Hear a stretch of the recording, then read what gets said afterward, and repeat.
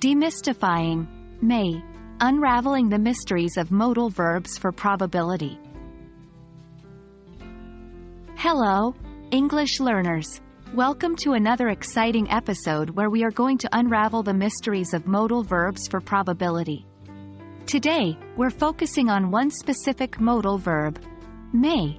This is an incredibly versatile word that can add a great deal of depth to your English expression. So, let's dive in.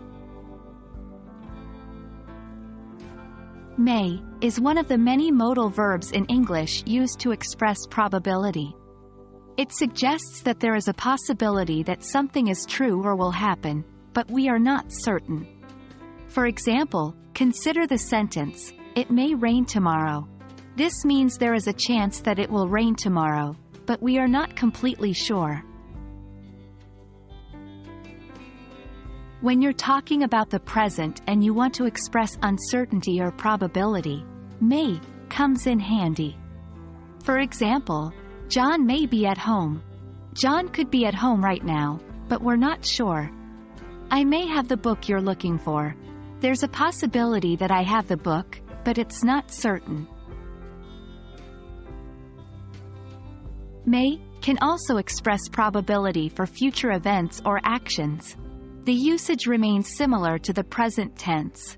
Examples include, they may arrive late.